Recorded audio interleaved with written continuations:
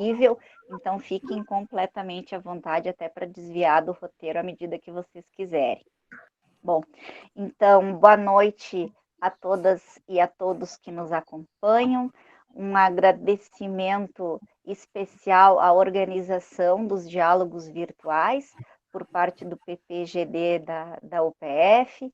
Agradecer ao nosso coordenador, né, o professor Liton, que teve essa ideia, encabeçou esse projeto e conseguiu levar ele à frente com grande êxito. A Fernanda, a Victória, o Luiz, a Ariane, tem trabalhado, são os nossos mestrandos, que têm trabalhado para oferecer, né, uma qualidade para os nossos alunos, para os nossos pesquisadores e, sobretudo, a certificação.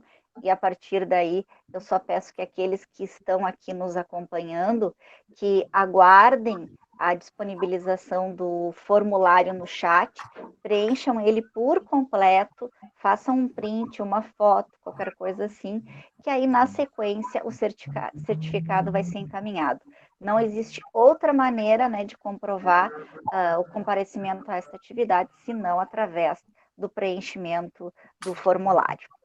Bom, então, para dar seguimento às nossas atividades, eu quero agradecer imensamente, né, ao nosso convidado e às nossas convidadas, né, o professor Gilberto, a professora Elizabeth, eu os conheci pessoalmente na mesma oportunidade, né, numa viagem de estudos na Espanha, onde eu pude ouvir os dois, e na época o professor Gilberto ainda era o orientador da Beth, né, no doutorado na PUC, e eu me encantei realmente pela maneira e pelo manejo, né, com os temas e com a dinâmica, né, com o envolvimento social. Então, esta atividade é uma promoção do PPGD Direito, do Programa de Extensão Projur Mulher e Diversidade, que este ano completa seus 16 anos. Para isso, nós contamos com duas conferências muito especiais, né? Da professora Elizabeth Leal, da Univel, do professor Gilberto Stirmer, da PUC do Rio Grande do Sul, e duas grandes debatedoras, né? A presidente da Comissão da Mulher, advogada da OAB de Passo Fundo, Mayaja Franklin de Freitas, e a presidente da Comissão da Diversidade e Gênero da OAB de Passo Fundo, a professora nossa já conhecida, nossa querida Mayra Tonial. Agradeço também a participação dos bolsistas e das bolsistas do Projur aqui, dos membros do grupo de pesquisa Dimensões do Poder, Gênero e Diversidade, e ainda da professora Karen Fritz, que apesar de um dia bastante atribulado, consegue nos acompanhar um pouco. Então, de imediato, né, eu passo a palavra para minha querida amiga, que eu admiro tanto e que, além da admiração, né, profissional, eu tenho uma admiração como pessoa e da maneira fluida e envolvente como ela faz a dinâmica das suas falas. E aí, se a Beth, durante a fala dela, puder comentar sobre as suas aventuras, né, no radialismo, na política, eu acho que vai tornar a coisa muito mais real e vai inspirar muitas de nós, né, que já desempenhamos outras atividades, a gente também se aventurar por caminhos que não eram os previstos para nós. Então, de imediato, eu passo a palavra para a professora Elizabeth. Vou pedir, Beth, que você mesmo se apresente, né? Diga o que você quiser comentar aí do teu currículo tão importante para nós e já emendar a tua fala, da maneira como você achar mais apropriada. Estou muito feliz de você estar aqui, mesmo que virtualmente. Tá certo, Josiane, eu quero primeiramente agradecer, né, gentilmente o convite que você me fez para participar dessa sala aqui de bate-papo, desse webinar, dessa live, como queiram, para falar de um tema que para mim é muito importante, que é justamente a questão, né, de gênero no que diz respeito ao trabalho da mulher, a inserção da mulher no mercado de trabalho. Então, muito obrigada pelo carinho, por gentilmente ter me convidado a participar. Quero agradecer, na verdade, aqui saudar especialmente o meu eterno orientador. Eu digo, vou conviver com o Gilberto 200 anos e ele vai ser o meu eterno orientador, né, pelo carinho que tenho por ele como professor por admiração que tenho como pessoa, como ser humano, uma das pessoas mais espetaculares que eu conheci durante o meu processo, meu período do doutorado, e nas nossas incursões, você sabe muito bem de tantas coisas que aconteceram, né, Josiane?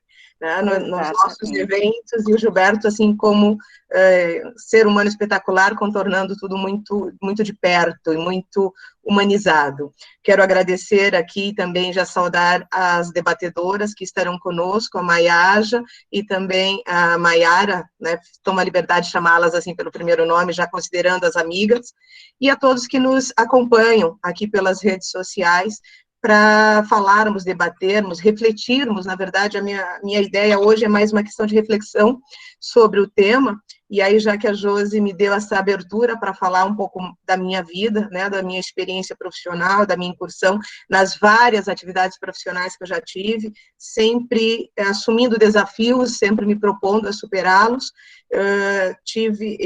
Hoje eu moro em Cascavel, uma cidade no interior do Paraná, localizada na região oeste, e vim para essa cidade para estudar e voltar para a cidade dos meus pais, que é uma cidade pequena, próxima daqui a uns 83 quilômetros. Mas acabei ficando, me formei em ciências com habilitação em biologia, minha primeira graduação, depois fiz direito no Centro Universitário Univel, instituição que hoje eu sou professora, depois segui com o mestrado em ciências jurídicas, ingressei no doutorado em 2014, onde tive a orientação do professor Gilberto, na PUC do Rio Grande do Sul, e logo na sequência já encaminhei para o pós-doutorado na Universidade Federal do Rio Grande do Sul, onde tive como coordenadora a professora Luciane, a doutora Luciane Barzotto, que também tão gentilmente me acolheu e me acompanhou, onde trabalhei um pouco mais a vertente do direito e fraternidade, né, com o Gilberto eu trabalhei a questão do direito do trabalho, questão mais sindical, e no pós-doutorado, direito e fraternidade, tema que venho debruçando as minhas pesquisas, justamente por entender a necessidade de olharmos para o outro, né, com um olhar mais humano, com um olhar mais fraterno, nos colocando nessas situações. Mas durante esse período, antes de ingressar no doutorado, eu trabalhei também na área de comunicação.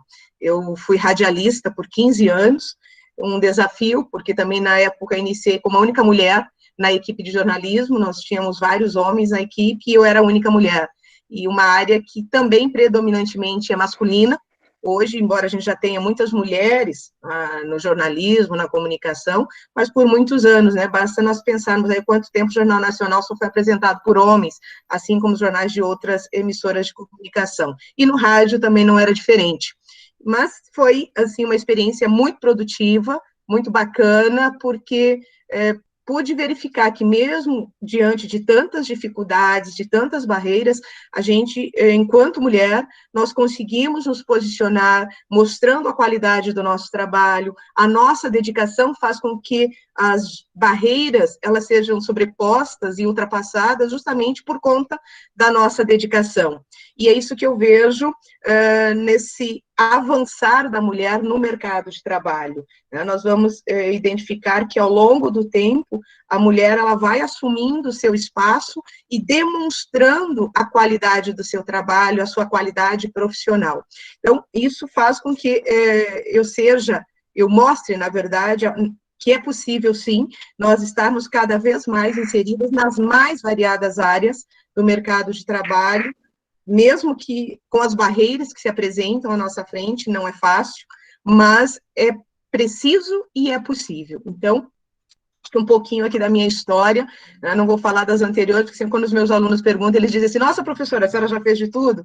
Olha, de cabeleireira a pós-doutora, tudo que você pode imaginar que seja do bem, eu já fiz, né? Já participei, já tentei, e graças a Deus sempre assim, superando, né, as dificuldades, mas sempre com muita humildade. Acho que isso é importante a gente destacar também, né, Josi? A gente tem que estar sempre aberto a aprender.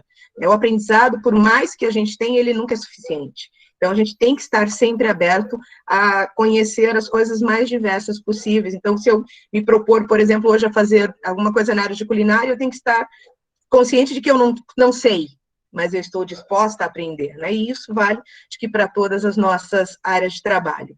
Mas para falar especialmente sobre essa incursão ou essa inserção do mercado de trabalho da mulher, eu fiz um roteiro que vai passar, inclusive, para um outro momento que eu estou vivenciando, eu estou iniciando hoje, que é a participação da mulher também no âmbito da política, mas esse eu vou falar um pouquinho mais para frente. Então, a gente tem que pensar na inserção da mulher no mercado de trabalho a partir dos desafios, né, que a mulher assume. E quais são esses desafios iniciais? A questão da conciliação do tempo, por exemplo, tempo com as tarefas domésticas, porque a mulher, quando ela decide ir para o mercado de trabalho, ela sabe que ela continua sendo mãe, ela continua sendo dona de casa, ela continua tendo as suas tarefas domésticas. Então, conciliar tempo com a atividade doméstica, conciliar tempo com as questões acadêmicas, porque vai exigir dela mais qualificação profissional, mais qualificação pessoal, e isso, então, precisa também de tempo. Conciliar o tempo com o trabalho externo, né, porque a partir do momento que ela se lança no mercado, ela vai ter que deixar esse tempo disponível, e ainda aquelas que escolhem ser mãe, né, a maternidade, ter um momento para estar com os filhos, para acompanhar os filhos, isso é importante. Então, nesse sentido, a partir desses desafios, é que eu penso a questão da consolidação do trabalho da mulher diante de uma situação, diante de um sistema capitalista que cada dia mais se fortalece e busca cada vez mais desenvolver a partir das mudanças, por exemplo, da produção, né, ou seja, mudanças na produção e organização do trabalho, e aí essa mudança incluindo o trabalho da mulher, o desenvolvimento da tecnologia. Então, quando eu digo que a mulher tem que ter tempo na questão da academia de aperfeiçoamento, é também se preparar para as questões das inovações, das novas tecnologias que estão aí, e que muitas vezes para as mulheres, em algumas situações, ela é realmente um desafio muito grande, mas ela tem que estar preparada para isso, justamente porque vai estar diante, muitas vezes, de equipamentos ultra mega modernos, que precisam, né, ter alguém altamente especializados para controlar, para comandar. Também a questão dessa consolidação do capitalismo com o trabalho da mulher, a própria questão ainda, infelizmente, da mão de obra da mulher ainda ser uma mão de obra mais barata, porque a mulher, ela estando no mesmo patamar, né, ou seja, no mesmo trabalho, na mesma atividade, ela ainda, infelizmente, ganha menos que o homem, e isso, queira ou não queira, dentro desse sistema capitalista, é visto até, de certa forma, com bons olhos, porque quanto menos eu pago, mais lucro eu obtenho, e isso é um problema. Quando a gente pensa na questão da emancipação da mulher, seu autossustento dentro desse mercado, a questão da legislação, ou seja, das normas protetivas que garantam os direitos da mulher, muito nós já conquistamos, muito já se caminhou uma questão da licença maternidade, né, da questão do espaço para amamentação durante o período da amamentação da criança, e outras tantas situações que envolvem a presença da mulher no mercado de trabalho. Mas se a gente pensar que lá em 1932, né, Gilberto, se eu estiver enganada, me corrija, começa a se estabelecer efetivamente uma questão da não distinção de sexo, né, e também não questão de distinção na remuneração, mas isso a gente sabe que é uma questão formal, porque na prática, ainda materialmente falando, isso não se efetivou 100%. Por exemplo, as mulheres grávidas, né, era proibido naquela época que elas trabalhassem durante o período de 4 semanas antes do parto e também ali 4 semanas depois, né, uma vez que elas tinham já então esse direito garantido, isso em 1932. Nós estamos em 1998, veio a nossa Constituição Cidadã, e hoje, em 2020, a gente ainda discute muitas questões relacionadas a esses direitos que foram atribuídos às mulheres, mas que, na prática, muitas ainda têm que entrar judicialmente, têm que buscar a proteção judicial.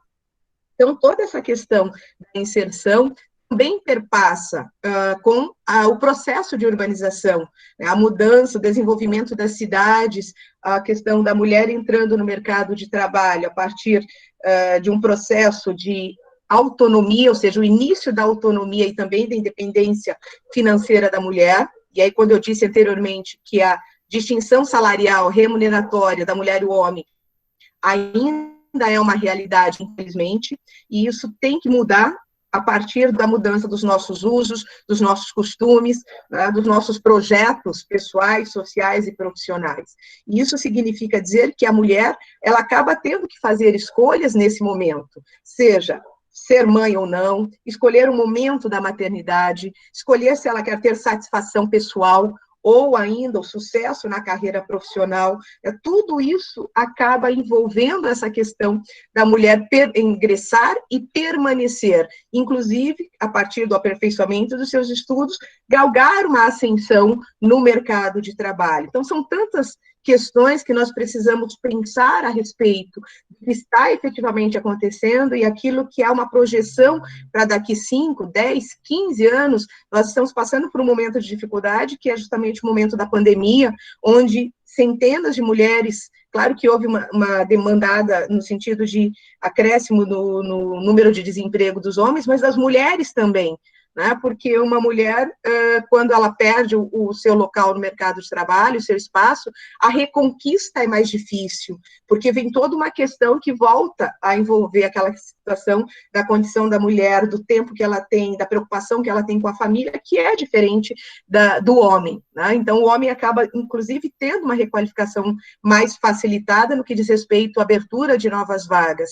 Eu estava acompanhando aqui em Cascavel mesmo, há dias atrás, a Agência do Trabalhador com uma série de vagas novas para incluir novos trabalhadores, mas grande maioria destinada aos homens, né? Ou seja, sem espaço para as mulheres. Quer dizer, se a mulher não vai para a área da educação, se ela não vai para o ramo têxtil, por exemplo, das confecções, acaba meio que limitado o seu trabalho no mercado, ou seja, a sua inserção no mercado de trabalho, novas ocupações.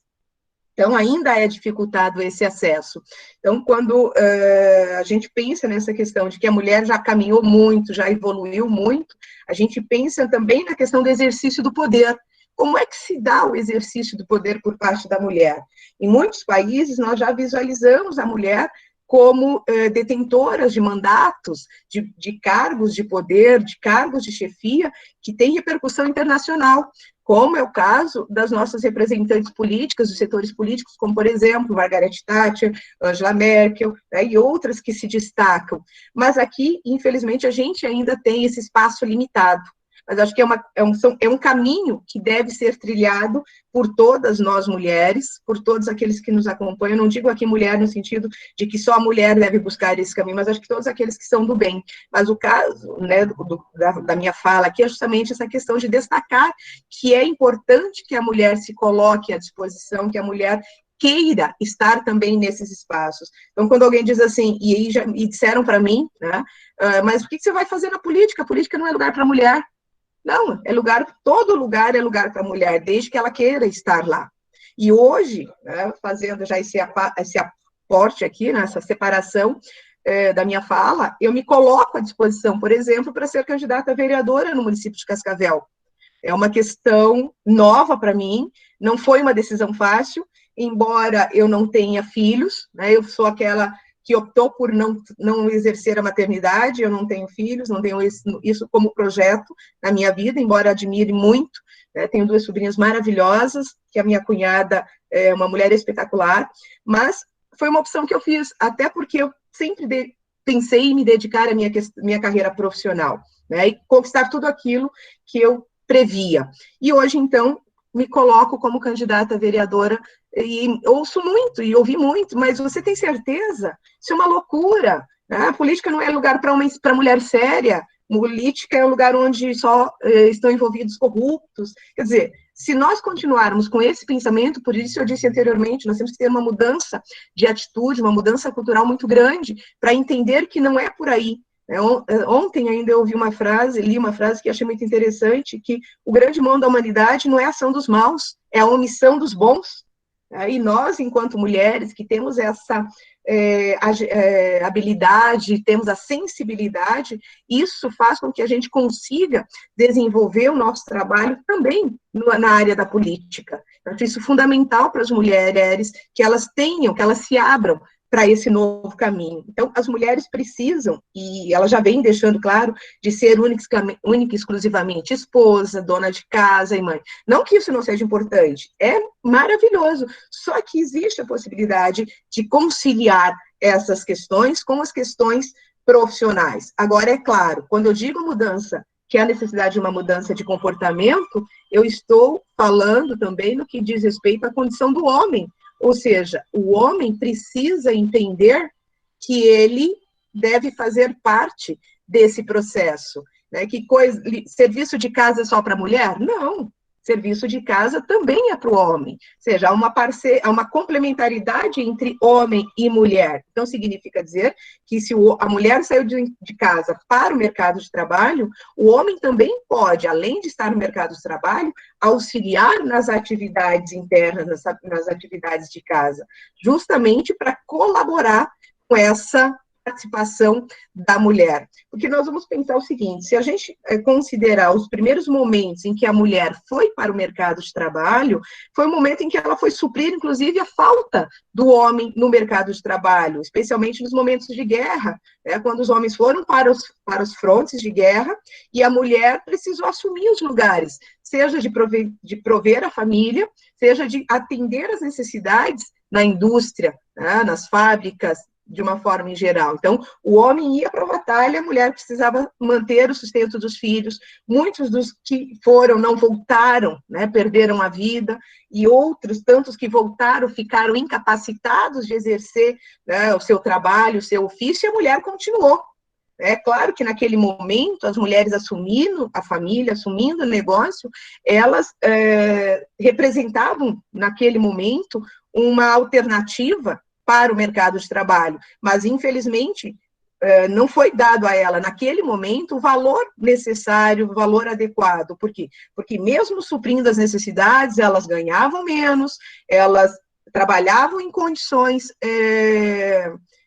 vamos dizer assim, insalubre, em condições que não eram dignas com a condição, né, com aquele trabalho que elas estavam desenvolvendo. Então, a gente tem que partir para uma ideia de desmistificação dessa questão de que o homem sempre teve a mulher, né, como na sua primeira condição humana, como uma mulher subordinada, ou seja, a mulher era subordinada ao homem, né, vista apenas como a mãe dos filhos, ou seja, a reprodutora, a cuidadora da casa e da família em geral. Mas mudar essa ideia justamente no sentido de fazer com que a mulher, ela efetivamente tenha a sua capacidade e ela é capaz de superar essa sujeição. E a partir dos valores que a mulher traz, Josi, a hora que estiver na hora de eu parar, você fala, tá? Porque eu falei que eu acho que eu não ia cumprir, mas eu acho que não vai dar tempo de tudo que eu preparei. Tá? Fica bem à vontade para me cortar. A questão dos valores, né? Então, quer dizer, hoje você pensa, os próprios empregadores, no momento de contratar uma mulher, ele leva, assim, em consideração a condição feminina, o fato dela, por exemplo, ter facilidade para trabalhar em equipe, isso é um elemento essencial, poder estabelecer convencimento sem demonstrar a questão da autoridade, né? Ou seja, sem autoritário, sem ser autoritária, com autoridade, mas não autoritária, é uma capacidade que a mulher tem, sem estabelecer também a questão, vamos dizer assim, de disputa, né, entre as pessoas que estão inseridas no seu grupo de trabalho. Eu acho que todos esses valores são levados em consideração nesse momento, justamente para garantir que a mulher consiga superar, de certa forma, a chamada segregação ocupacional da mulher. A mulher ainda está diante dessas situações. Agora, não basta que o empregador valorize a mulher pelos seus valores, pelas suas qualidades. É preciso que ele valorize também ela do ponto de vista da equidade com o homem, que é dar a ela as mesmas condições, dar a ela o mesmo valor, o mesmo respaldo. Então, quer dizer, a diferença da inserção da mulher e do homem no mercado de trabalho, ele costuma, infelizmente, se justificar pela questão da produtividade. Ainda se tem a ideia de que o homem produz mais, o homem tem mais força, o homem é mais capaz, quando, na verdade, nós sabemos que, às vezes, a atividade não exige força, exige habilidade, sensibilidade para fazer com que tudo realmente funcione, né, e busque aquilo que é, claro, oriundo e inerente da atividade empresarial, por exemplo, que é o lucro da atividade. Isso também é importante. E ao analisar a questão diferencial, então, do homem e mulher, justamente é preciso verificar que essas distinções podem perfeitamente ser sanadas, respeitando a igualdade de gênero, respeitando a condição de cada um. Ou seja, eu vou entender que eu estou trabalhando com gêneros diferentes, eu estou trabalhando com a mulher, eu estou trabalhando com o homem, dentro das suas especificidades especificamente biológicas. Fora isso, homem e mulher têm, sim, a mesma capacidade. Eles têm a a mesma condição. Então, dentro dessa ótica, né, que eu vejo a necessidade e a possibilidade da inserção da mulher no mercado de trabalho estar acontecendo de forma quantitativa, mas é preciso que ela ocorra também de forma qualitativa a partir da valorização, através do acesso a melhores postos de trabalho, a melhores salários nesses postos de trabalho, justamente para evitar o que a gente chama de discriminação, né? Porque a segregação acontece justamente por quê? Porque o trabalhador homem acaba sendo mais valorizado do que a mulher, simplesmente pelo sexo. E isso, nós já não é de hoje, né? Eu falei anteriormente, a Constituição de 1932 já demonstrava e já trazia no seu texto a necessidade da igualdade, ou seja, não pode haver desigualdade de sexo e de remuneração no âmbito do mercado de trabalho. Então, isso é uma questão que nós continuamos trabalhando até o dia de hoje. Outra questão que é interessante a gente pensar, né, nessa ideia, é justamente a separação das mulheres no mercado de trabalho com a condição da escolaridade, porque nós vemos que as mulheres estão mais qualificadas, as mulheres são melhores preparadas, mas mesmo assim elas recebem uma renda menor que a dos homens. E aí os homens, mesmo que eles estejam com uma escolaridade menor, a sua renda ainda é maior, no mesmo cargo, seja ele de chefia ou não. Então, isso é necessário que a gente discuta para garantir futuramente e atualmente a questão da emancipação. Porque quando nós falamos na mulher enquanto provedora do lar, até porque nós mudamos toda a nossa estrutura de família hoje, não estou aqui fazendo nenhuma apologia à família, né, que nós conhecemos, que é o homem e a mulher no âmbito da casa, mas o homem deixou de ser exclusivamente ele o provedor da família. A mulher hoje é também, em muitas situações, a provedora. É ela que trabalha, é ela que sustenta, é ela que consegue manter o estudo dos filhos, né, sem contar todas as outras atividades inerentes à sua condição de mulher. Mas o processo de inserção dessas mulheres no mercado de trabalho trouxe um avanço significativo para a emancipação feminina, até porque trouxe uma valorização, uma autoestima e fez com que a participação social, né, da mulher, enquanto gestão de políticas públicas, né, a gente sabe que isso também é fundamental, e aqui nós invocamos a atuação do Estado nesse sentido, quer dizer, políticas públicas que favoreçam, sim, a inserção da mulher, que ela possa sair da sua casa tranquilamente para ir realizar o seu trabalho, sabendo que seu filho tem escola adequada, tem atendimento adequado em creches, tem serviços que lhe atendam às necessidades enquanto mãe, para que ela possa ser uma profissional exemplar, tá? Com todas as suas qualidades. Então, muito embora a gente pense num mundo ideal, e estamos longe disso, a representatividade da mulher, ela é essencial, ela é necessária para assegurar a elaboração dessas tais políticas públicas, justamente voltadas para os interesses e também das necessidades, não só das mulheres, mas da sociedade de uma forma em geral. O que nos leva a entender que a mulher, ao se tornar emancipada, ao se tornar fortalecida, ela vai ser um agente que vai contribuir significativamente para o nosso desenvolvimento social e econômico, porque a mulher trabalha, a força de trabalho da mulher faz com que a nossa economia gire, com que a nossa economia se desenvolva. Então, eu acho que a ideia é pensar nos mecanismos de efetivação desta valorização. E já me encaminhando para a finalização da minha fala, ao longo da história, né? Vamos pensar aqui que ao longo do processo histórico, as mulheres foram transformando e fizeram transformações fundamentais, né, nos mais variados campos. Nós temos mulheres de renome que trabalharam muito bem a área rural, trabalharam o campo, né, se destacaram, assim como também muitas situações em que ocorreram mudanças e posicionamentos dessas mulheres na sociedade, deixando de ser subordinadas única e exclusivamente às tarefas do lar, dos filhos e do marido, mas assumindo, então, como eu disse anteriormente, cargos políticos, assumindo direção de empresas. Hoje nós temos grandes empresas comandadas por mulheres e com sucesso notório, né, público e notório, e muitas outras profissões onde as mulheres estão diretamente envolvidas e, a partir do seu envolvimento, conquistaram a sua independência financeira. Isso é importante, não é só a questão das condições no ambiente de trabalho, mas condições adequadas para que ela possa viver bem também fora desse ambiente de trabalho. Então, nós estamos hoje diante de um momento muito crítico, que é esse momento da pandemia, e nós já pensamos o que vai ser o pós-pandemia, e garantir, né, a partir desse momento também, a reinserção de muitas mulheres ao mercado de trabalho.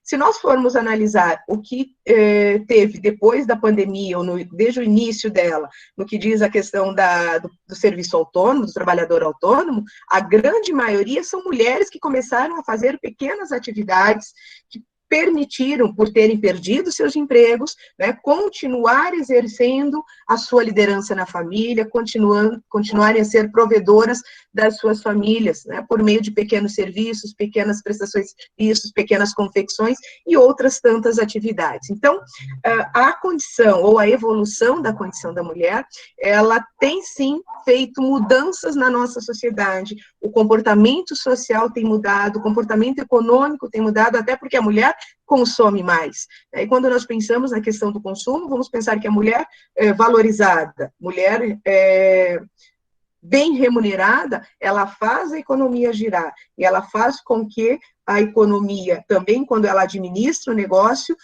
surta efeitos e resultados muito positivos. Então, a ampliação, né, de tudo isso que a gente conhece hoje em relação ao trabalho da mulher, não é nada que aconteceu do dia para a noite. É um processo lento, é um processo que vem como resultado de muitas limitações, mas limitações que vêm sendo superadas a fim justamente de recuperar e garantir esse mercado de trabalho e que as dificuldades sejam suprimidas e superadas com o passar do tempo. As mulheres têm ganho espaço, mas ainda precisa muito mais para que ela possa efetivamente ser considerada e estar no mesmo nível de valorização profissional com o homem. Existem homens e empresas, setores que valorizam sim a mulher, né, e eu conheço várias situações dessas.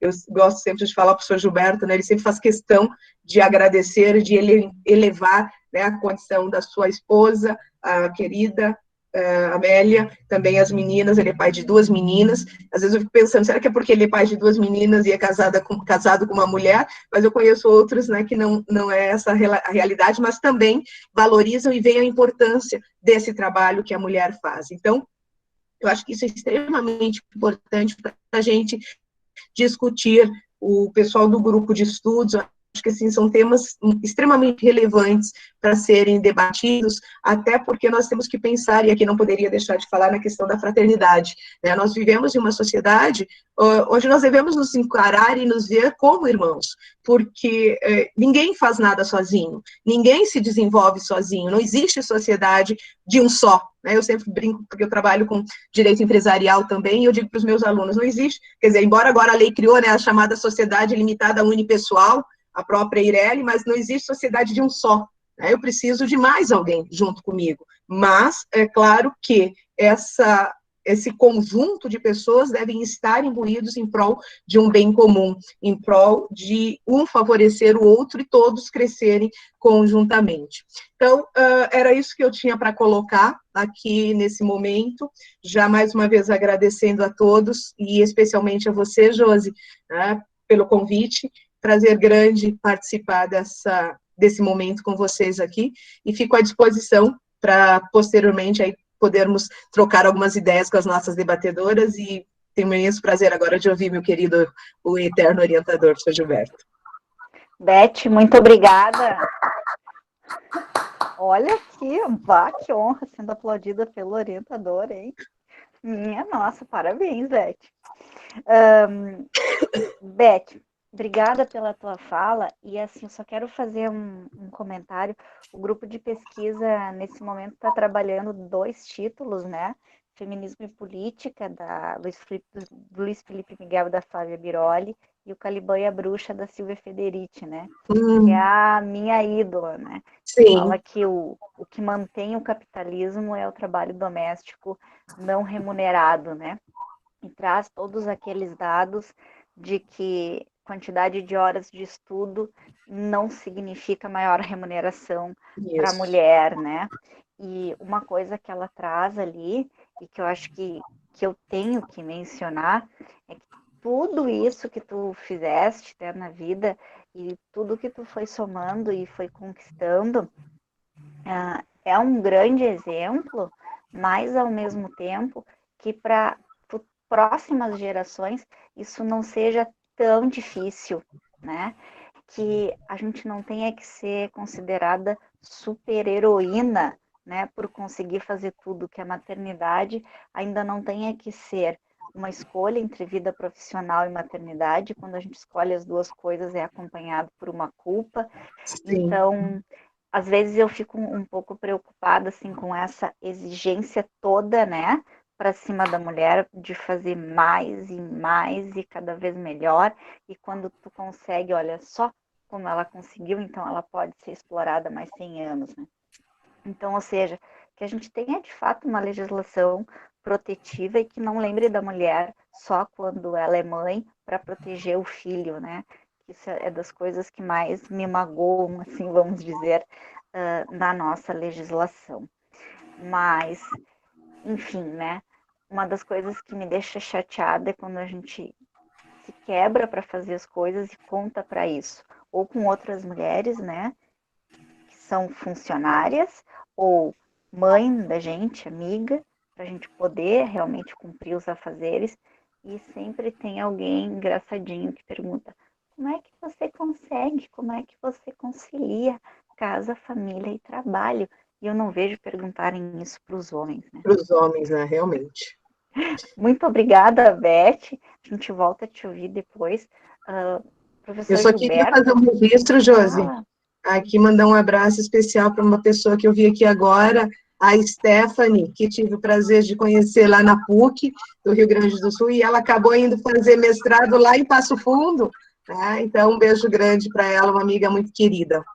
Sim, Obrigada, a Beth. Stephanie é a nossa mestranda super participativa que Isso. chegou até nós, né, por um caminho indicado também pelo professor Gilberto. Felizmente temos a Stephanie conosco aqui, uma grande batalhadora também. Obrigada pelas palavras, professor Josi. Beijo, obrigada. Ai, que a gente possa se ver pessoalmente em breve, Steph. Ah, em breve, tomara. Que bom que tu está conosco. Professor Gilberto, por favor, a palavra é sua. Boa noite. Antes de começar, eu quero dizer o seguinte: já dizia o poeta Erasmo Carlos, né? Dizem que a mulher é o sexo frágil, mas que mentira absurda. O É, meu tema é outro. Eu quero cumprimentar, agradecer, primeiro cumprimentar a Universidade de Passo Fundo, o programa de pós-graduação, agradecer a professora Josiane, a professora Mayra, né? Agradecer também a doutora Maiaja, a querida Karen, que está presente aí, o Liton Pilau, meu querido amigo, um abraço para a querida Stephanie, que está conosco aqui, sempre nos prestigiando, e, obviamente, meu abraço carinhoso para a Beth, que é dessas amigas que a vida acadêmica proporcionou a gente, né? Assim como a própria Stephanie, a Beth, não deem bola para tudo que a Beth falou, porque acredita isso na amizade que a gente tem. Gosto muito da Beth, minha mulher também gosta. Eu tenho 3 mulheres em casa, a Beth fez a referência a elas, e especialmente a minha mulher gosta muito da Beth também. Mas o meu tema, eu vou tentar colocar aqui, Josi, o meu tema, eu boto aqui a tela, apresentar a tela inteira, é isso? Não, acostumado com o Zoom, né? Deixa eu ver aqui. Deixa eu dar uma olhadinha. Aparece aí? Professor, o senhor clica em apresentar agora, clica na tela que o senhor deseja projetar, que já vai aparecer. Apresentar agora, deixa eu botar aqui. E a tela que eu quero apresentar, aparece? Não está aparecendo. Quando eu boto apresentar agora, tem ali a tela inteira, uma janela. Isso, clica na tela inteira, professor Idal, clica na tela inteira Tá. e coloca compartilhar.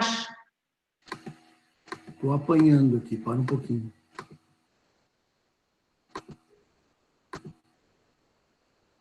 Compartilhar, tá. Só que engraçado que não aparece a minha aqui quando eu boto compartilhar. Ah, agora sim, eu acho.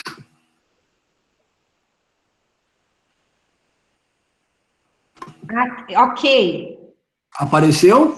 Sim, Tá bom. apareceu. Obrigado, gente. Então, Estamos com ela. agradeço mais uma vez ao programa de pós-graduação em Direito da Universidade de Passo Fundo, e é um prazer estar aqui com vocês nesses diálogos virtuais.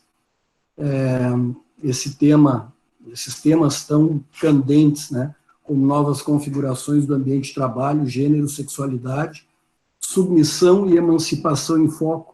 Mais uma vez agradecendo a vocês aí, professoras Josiane, Mayra, doutora Maiaja, os mestrandos todos, né, especialmente a Ariane, que eu tive o contato, me ajudou, a própria Stephanie, e ao pessoal todo da Universidade de Passo Fundo, professora Karen, professor Liton, enfim.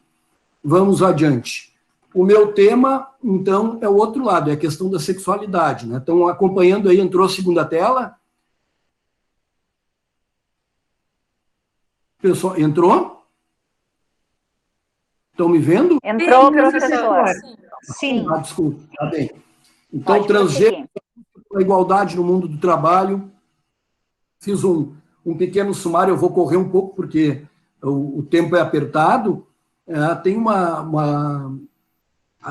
depois da introdução, falar um pouquinho das questões da dignidade da pessoa humana, os princípios da igualdade, da liberdade, o mundo do trabalho e considerações finais. A minha reflexão inicial, né? Igualdade de gênero, igualdade de diferença, aquilo que a gente conhece por disforia de gênero, transexualismo, transexualidade, transgênero, vejam ali a identificação forte e persistente com o gênero oposto, associada à ansiedade, depressão, irritabilidade, desejo de viver com um gênero diferente do sexo do nascimento. Essas pessoas acreditam que são vítimas de um acidente biológico e permanecem aprisionadas em um corpo incompatível com a sua identidade de gênero subjetiva. Imagina o sofrimento, né? E aí a gente tem a definição do transgênero, que diz aqui pessoas, e sempre a fonte embaixo ali, né? Pessoas que, pelas características biológicas conhecidas, são do sexo masculino ou feminino, mas se sentem como membro do sexo oposto. O desconforto que sofrem é chamado de disforia de gênero. Essa é uma condição relativamente rara e não pode ser explicada por fatores como cromossomos, exposição a toxinas ou hormônios no período pré-natal, variabilidade genital, níveis de circulação de hormônios após o nascimento, gênero de criação, ordem de nascimento ou presença ou ausência de irmãos do mesmo sexo. Quer dizer, a gente começa a estudar e entender. Então, vejam, ser transgênero é um fato da natureza, não é uma escolha. Aqui, uma figura para a gente mostrar um pouquinho desse sentimento. E entramos, então, na base fundamental, né, o princípio da dignidade da pessoa humana, que a gente tem como princípio fundamental da Constituição de 88, que vai fazer 32 anos agora, na próxima semana, dia 5 de outubro. Dignidade da pessoa humana como princípio fundamental no artigo 1º, inciso 3º, prevalência dos direitos humanos no artigo 4º, e inviolabilidade da intimidade, da vida privada, da honra e da imagem das pessoas, lá no artigo 5º, que trata dos direitos e garantias fundamentais.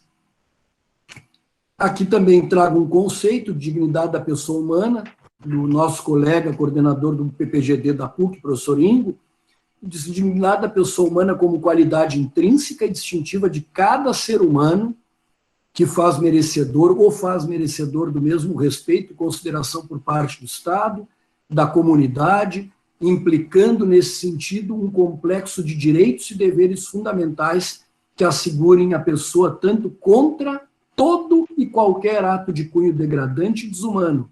Vejam, contra todo e qualquer ato degradante e desumano, como venham a lhe garantir as condições existenciais mínimas para uma vida saudável, além de propiciar e promover a sua participação ativa e corresponsável nos destinos da própria existência e da vida em comunhão com os demais seres humanos.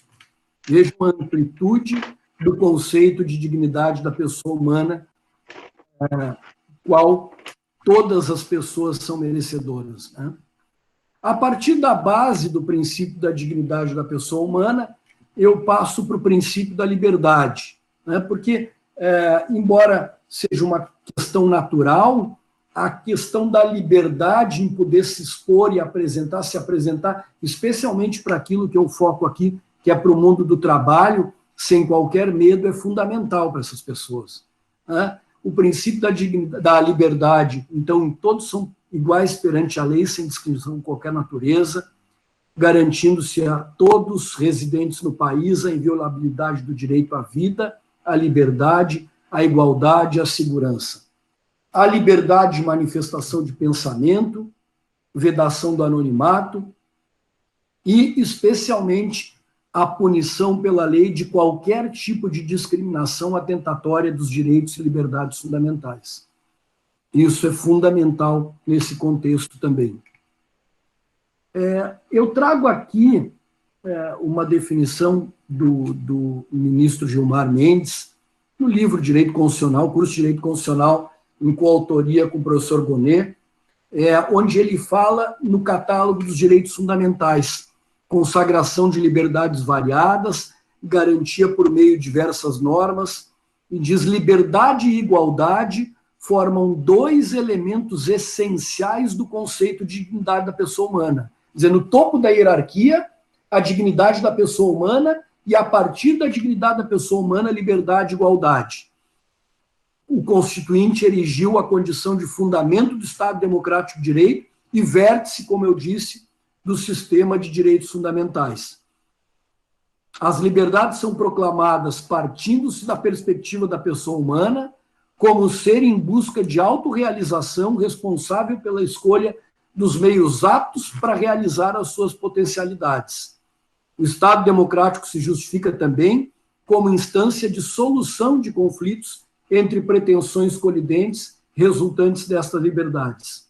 A efetividade, diz o ministro, dessas liberdades de seu turno, presta serviço ao regime democrático na medida em que se viabiliza a participação mais intensa de todos os interessados nas decisões políticas fundamentais.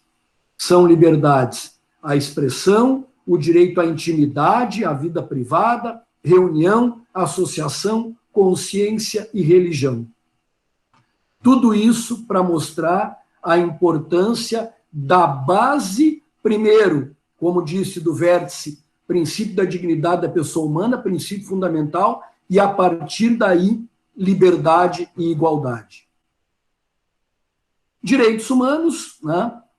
A professora Josiane falou do nosso contato, muitas vezes tive a oportunidade com a Beth também de estarmos juntos na Espanha, e aqui uma citação do professor Pérez Nuño, da Universidade de Sevilha, onde ele conceitua direitos humanos, né, nesse livro Direitos Humanos, Estado de Direito e Constituição, onde ele diz conjunto de faculdades e instituições que em cada momento histórico concretizam exigências da dignidade, da liberdade, da igualdade humanas, as quais devem ser reconhecidas positivamente pelos ordenamentos no âmbito nacional e internacional. Quer dizer, trabalhamos com a base a partir da definição do transgênero, a base do princípio da dignidade da pessoa humana, liberdade, igualdade, e aqui a definição dos direitos humanos. Princípio da igualdade, por sua vez, né? Diz a Constituição que deve ser promovido o bem de todos, sem preconceito de origem, raça, sexo, idade e quaisquer outras formas de discriminação. Vejam também a importância da nossa Constituição, que, repito, vai fazer 32 anos na semana que vem, né? Sem qualquer tipo de preconceito de raça, sexo, cor, idade e quaisquer outras formas de discriminação. A Beth falou muito bem, como sempre, brilhante, na questão da mulher, né? E nós temos ali homens e mulheres, e vamos além, na abertura, para além de homens e mulheres, né? Aquela identificação que a pessoa tem, não com o sexo biológico, mas com aquele que ela tem, entra aqui também, iguais em direitos e obrigações nos termos da Constituição. Previsão lá do artigo 5º, no primeiro inciso, na Constituição de 88. Sigo adiante nessa base, e aqui eu trago uma definição de um autor de direito do trabalho, que é o professor Elion Sayão Romita, do Rio de Janeiro, numa obra chamada Direitos Fundamentais nas Relações de Trabalho. E a importância aqui também para aquilo que a gente está se detendo. Diz ele, o princípio da igualdade, tido por base da democracia, pode ser considerado mais importante que, vejam bem, da igualdade mais importante que da liberdade, porque a igualdade é o próprio homem. O homem aqui, lato sensu, né? Diz ele, o certo, porém, é que os princípios de igualdade e de liberdade, emanações da pessoa humana, são indissociáveis um do outro. E, frequentemente, em suas aplicações práticas, difícil se torna identificar um ou outro. Liberdade e igualdade. O ser livre não goza da plenitude de sua liberdade se for tratado desigualmente. Vejam bem, de novo, me desculpem aqui reiterar algumas frases daquilo que eu estou apresentando, porque isso aqui é fundamental. O ser livre não goza da plenitude da sua liberdade se for tratado desigualmente. Por seu turno, a igualdade se vê malferida quando seu destinatário sofre agravo em alguma das manifestações do direito de liberdade. O contexto do direito à igualdade abrange a igualdade perante a lei, igualdade em direitos na lei, igualdade de direito, igualdade jurídica, princípio da isonomia, não discriminação por gênero, raça, idade, estado de saúde, deficiência e natureza do trabalho. Vou repetir, vejam a amplitude dessa definição, princípios da igualdade e da liberdade, por um autor de direito do trabalho, para que se possa adentrar nessa questão do mundo do trabalho. Eu trago aqui, antes de seguir, uma decisão recente do Supremo Tribunal Federal, do ano passado, que trata da pessoa transgênero, alteração do prenome do estado, do sexo no registro civil. Possibilidade, direito a nome, reconhecimento da personalidade jurídica, liberdade pessoal, honra, dignidade, inexigibilidade de cirurgia e transgenitalização ou da realização de tratamentos hormonais. Para quem se interessar, né, tá ali, é uma ação direta de inconstitucionalidade, número 4275, de 2019. Também, professora Josiane, depois querendo, eu disponibilizo o material. Aqui mais uma figura para a gente identificar essa questão, né? E seguimos para o mundo do trabalho. Trago uma figura nesse ponto do mundo do trabalho, falando dos transempregos. É que o site está um pouco desfocado, não consegui focar melhor, mas é um site transempregos que abre a busca de emprego para essas pessoas. Bem, lá nos direitos sociais, no artigo 6º, que a gente tem aí na tela, todos os direitos sociais, eu coloquei ali em caixa alta o direito ao trabalho. Então, destaque direito ao trabalho como direito social para todas as pessoas. Tá? Depois eu trago, nesse contexto do direito ao trabalho, uma definição do professor Alain Supiot, na Crítica do Direito do Trabalho, que é uma obra que a gente tem já traduzida para o português, onde ele faz a referência do postulado contratual, diz ele, pode assim deduzir-se o axioma segundo o qual a relação de trabalho obedece ao princípio da liberdade contratual. Os dois sujeitos, obviamente, sujeito empregador e sujeito empregado. Dele se deduz em seguida positivamente o direito para as partes de definirem elas próprias, né, aquilo que eu referi agora, os termos de troca e de conferirem, por exemplo, a uma delas o poder regulamentar sobre a outra. Os regulamentos de oficina, de trabalho, regulamentos internos. E, negativamente, a proibição de qualquer intervenção externa nessa definição, quer se trate de uma intervenção da profissão organizada ou da intervenção do poder público. Do postulado contratual se deduz igualmente o caráter sinalagmático da relação de trabalho, isto é, para falar como os lógicos da bilateralidade das obrigações das partes. Aqui, repito, essa definição do professor Alain Supiot para demonstrar a abertura do direito ao trabalho, da relação contratual no mundo do trabalho. Pois bem, o que as empresas podem fazer para incluir pessoas trans no mercado de trabalho? Tem aqui um site onde eu tive o acesso a essa pesquisa, então, alguns detalhes mais destacados.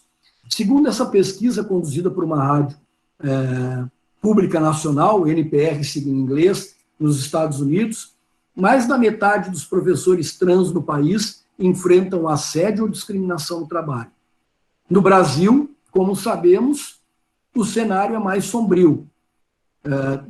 Trazemos um levantamento sobre um período entre 2008 e 2016, quando um número escandaloso de pessoas, 868, foram mortas em crises motivadas pela transfobia, o que coloca o país no primeiro lugar entre as nações com maior número de mortes de transexuais do mundo. É um dos recordes que a gente definitivamente não se orgulha, né? Outra consequência da discriminação de gênero e sexualidade no Brasil é de que 61% da comunidade LGBT esconde a sua identidade de gênero ou sua sexualidade no trabalho, segundo dados do Instituto Center of Talent Innovation. Eu me lembro, e acredito que vocês, colegas, professoras, professores, que estão aqui nesse evento, talvez tenha passado por isso já.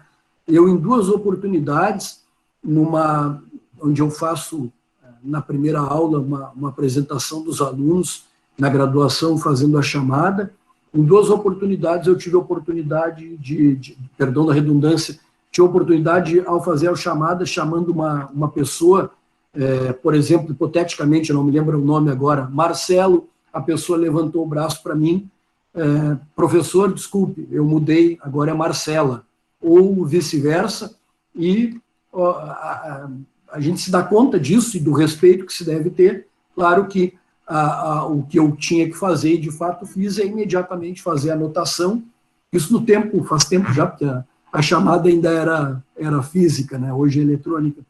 Imediatamente eu fiz a mudança e a partir de então, obviamente, chamando a pessoa pelo nome que ela pediu. Seguimos aqui nessa questão das empresas. O mais fundamental e importante é colocar em prática uma política não discriminatória e anti-assédio.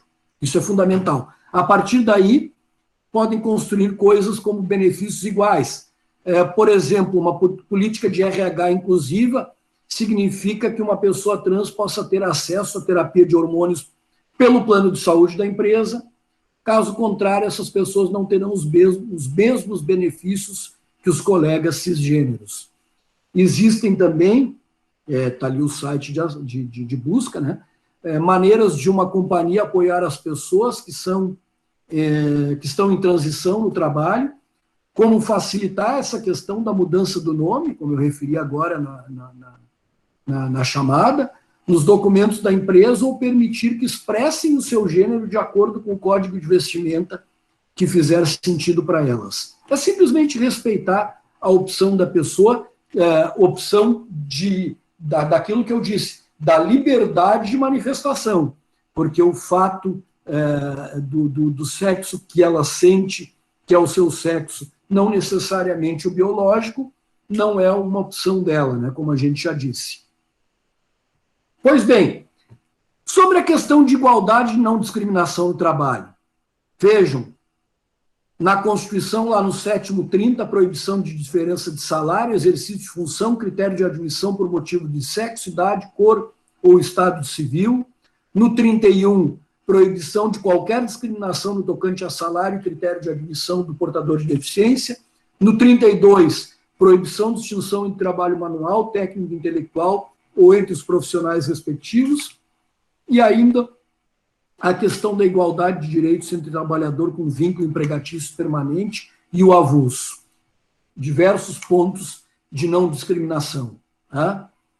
Temos uma lei, que é a Lei 9.029 de 95, contra a discriminação, além da proibição da exigência de atestados de gravidez e outras práticas discriminatórias, quer dizer, abre, não é só essa questão, né? Aí no artigo 1º, essa é a ementa em cima, e no artigo 1º faz a referência à proibição de adoção de qualquer prática discriminatória limitativa para efeito de acesso à relação de trabalho ou manutenção por motivo de sexo, origem, raça, cor, estado civil, situação familiar, etc., como estão vendo aí na tela, Lei 9.029 de 95, que ficou conhecida especialmente pela questão da proibição da exigência de atestado de gravidez. Mas vejam que essa lei é mais ampla. Uma convenção ratificada pelo Brasil, né? Convenção 111 da OIT, sobre não discriminação em matéria de emprego e ocupação, aprovada na OIT em 1960, no Brasil em 64, ratificação em 65, promulgação em 68, e a vigência ali a partir de então. Houve um erro de digitação, vigência 26 de novembro de 68. O que diz essa convenção? Para os fins da presente convenção, o termo discriminação compreende toda distinção, exclusão ou preferência fundada em raça, cor, sexo, religião, opinião política, ascendência nacional ou origem social, que tenha por efeito destruir ou alterar a igualdade de oportunidade ou tratamento em matéria de emprego ou profissão, e qualquer outra distinção, exclusão ou preferência que tenha por efeito destruir ou alterar a igualdade de oportunidades ou tratamento em matéria de emprego ou profissão que poderá ser especificada pelo membro interessado depois de consultadas as organizações representativas de empregadores e trabalhadores, quando estas existam, e outros organismos adequados. Convenção 111, ratificada pelo Brasil. Então, aqui eu cito mais um autor, que é o professor Estevão Malê, num livro chamado Igualdade e Discriminação em Direito do Trabalho, onde ele deixa claro também essa questão da referência à Lei 9.029, dizendo não se podem diferenciar empregados com quebra da isonomia de tratamento em decorrência de opção sexual ou identidade sexual. A legislação brasileira, por meio da Lei 9.029, proíbe a discriminação motivada por sexo. Nenhuma dessas formas de discriminação, adopção, identidade, quer a decorrente de sexo, quer a provocada por opção, diz ele, ou identidade, se admite. Né? A omissão legislativa traduzida na existência de previsão em vedar as duas últimas é sem relevância, porque é claro que aqui nós estamos falando de uma questão, repito, ampla, lato sensu. Por isso a citação do professor Malê. Eu trago algumas decisões, que eu não vou ler, mas só para fazer a referência sobre discriminação em razão da opção sexual e da aparência do tratamento dispensado. Vejam aí, fala em conduta humilhante pelos superiores hierárquicos que demonstravam desaprovação pública com a opção e a aparência do empregado, quer dizer, condenação e indenização por dano moral. Depois, uma outra que está mais reduzida aí, porque é maior, essa do TRT da segunda região, a primeira é do TST, né, e essa segunda TRT da segunda região, que fala em discriminação por homofobia, indenização por dano moral, e depois essa aqui do TRT da 15ª região, que trata, eu procurei focar uma de cada situação, essa aqui por dispensa discriminatória, né, restrição patronal ao direito de livre expressão da condição de transgênero no ambiente de trabalho, dano moral, e a última, que não condenou em dano moral, porque não foi configurado, fiz questão de trazer também porque trata da questão da identificação social. Como os dados cadastrais estavam desatualizados, não se configurou discriminação. Essa aqui do TRT da 23ª região. Então, eu me encaminho, pedindo desculpa, professora Josiane, por me passar um pouquinho do tempo, para minhas considerações finais, a nossa referência, então, para construir aqui o link entre cada item que eu falei, a questão da disforia de gênero, o transgênero, a dignidade da pessoa humana, liberdade, direitos humanos, igualdade, isonomia, não discriminação, mundo do trabalho, trabalho e inclusão, legislação brasileira, OIT e as decisões judiciais. Encerro a minha participação trazendo mais uma figura, né, sobre direitos dos trans e direitos humanos, são direitos humanos, e termino fazendo referência ao direito à liberdade, à igualdade, ao trabalho e à não discriminação. Nesse contexto, né, para terminar, cito o nosso poeta Mário Quintana, nesse mural aí que foi pintado no colégio das minhas filhas, aqui em Porto Alegre, e o poeminho do Contra, né, que tem tudo a ver com aquilo que a gente está falando. O artista Eduardo Cobra e o poeminha que todos conhecem do Mário Quintana, dizendo: todos estes que aí estão atravancando o meu caminho, eles passarão, eu passarinho. Muito obrigado.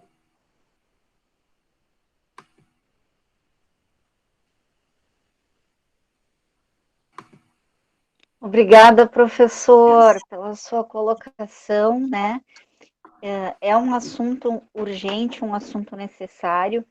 Outro dia eu estava desenvolvendo um texto sobre a criminalidade, né, envolvendo trans e travestis, e um dos fatores preponderantes é de que 98% deles relatam discriminação no mundo do trabalho, né?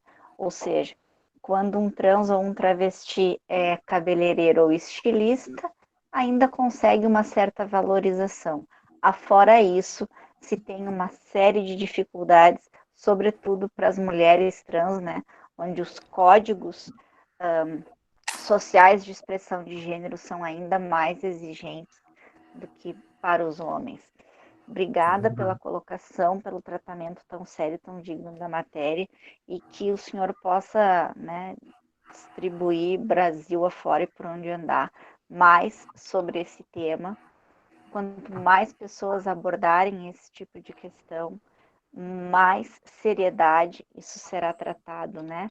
Porque a discriminação, o preconceito, ele aparece não só quando se tem a intenção, né? Eu costumo brincar em aula que não tem muita relevância a gente dizer quando ofende o outro que não queria, né? Porque até a legislação penal, né, pune quando a gente não quer fazer o que faz, né? Então, ou seja, muito obrigada pela colocação, professor. De imediato, eu vou passar a palavra, né, às nossas debatedoras, Maiaja.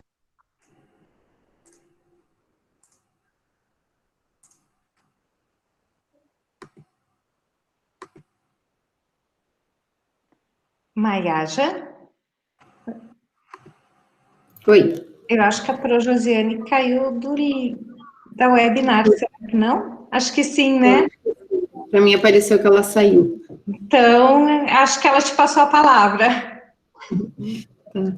Boa noite a todas e a todos, agradeço o convite, então, em nome da professora Mayra. Oi, Josi. Desculpa, Mai, caí bem na hora que te chamei, né? Mas Sim. minha parceira de trabalho, minha presidente, minha BFF, minha super amiga, né? Uma mulher do mundo do trabalho, uma super advogada para provar, né, que a advocacia não é um universo exclusivamente masculino. Por favor. Obrigada pela apresentação. Imagina, não sou tudo isso, né?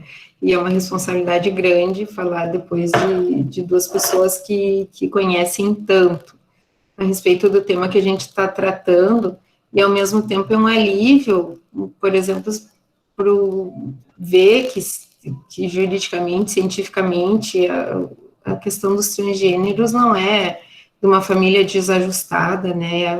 A questão é muito mais complexa do que isso, né? E eu acho que em tempos como o que a gente vive hoje, que a gente fala tanto em respeito, em empatia, em fraternidade, e do mais alto escalão a gente vê tanto desrespeito, principalmente para quem atua nesse nosso lindo mundo do direito, está muito difícil.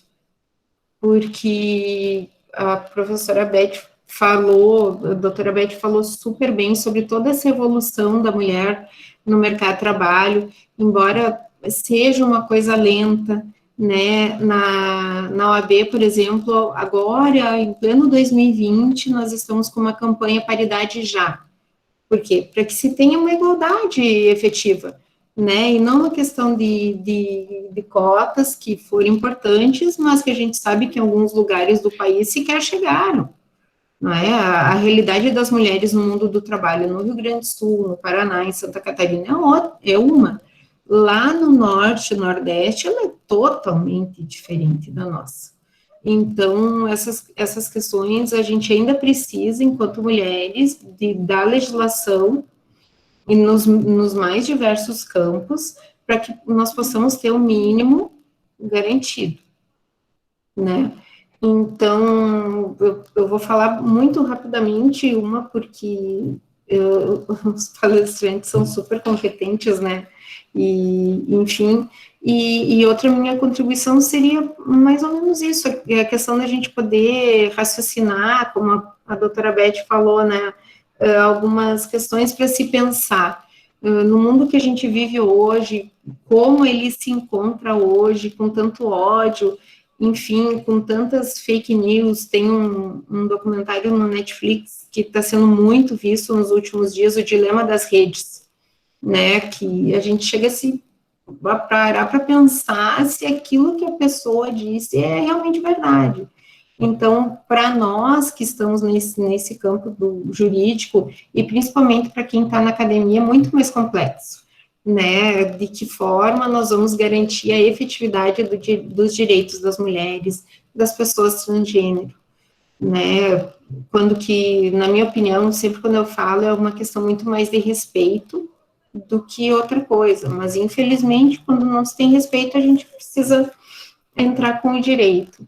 E só fazer um ganchinho também, a questão do exercício do poder por parte da mulher, que a doutora Beth falou. Eu participei de um webinar com a professora Mayra, também na UPF, e nós falamos sobre isso, e ainda ressaltamos o seguinte, que não basta apenas nós mulheres ocuparmos espaços de poder, que é preciso que nós consigamos ocupar espaços de poder e pensar por nós mesmas.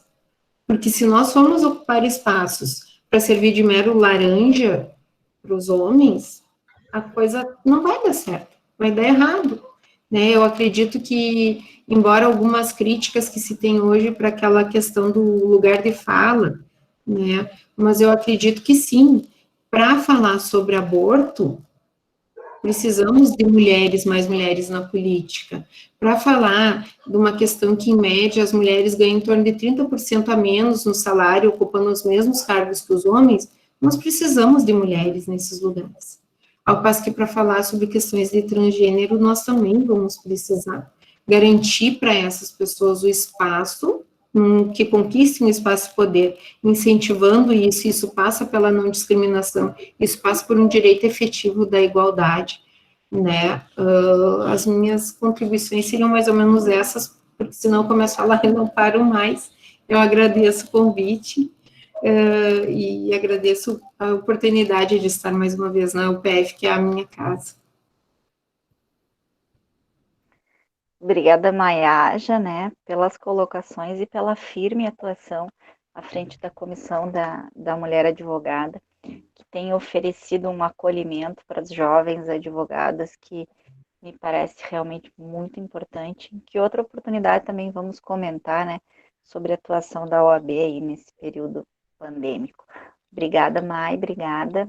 Até breve. Mayra, por favor. Bem, então boa noite a todos e a todas. Pelo adiantado da hora, eu vou ser bastante sucinta nos meus cumprimentos. Eu gostaria de cumprimentar todos os professores da casa que estão nesse webinar. Um cumprimento especial à professora Neuci, que é lá da Unijuí, que é a nossa parceira aí sempre nas atividades. Bom vê-la aqui. A minha colega de comissão, doutora Maiaja, por quem eu tenho um respeito e uma admiração imensa, não só pela profissional que ela é, mas principalmente pela pessoa que ela é. A professora Josiane Petri, que eu vou fazer uma saudação especial, que tem uma atuação fortíssima frente ao Projur Mulher e Diversidade, e tem feito um trabalho honroso para a nossa comunidade. Então, Josi, tu sabe da minha admiração, pelo meu carinho que eu tenho por você. E a professora Beth, que eu conheci hoje, que eu já fiquei encantada pela sua fala. Eu já disse no início ali na nossa conversa que eu estava quase pronta para transferir o meu título para ir votar na senhora, tamanha minha admiração.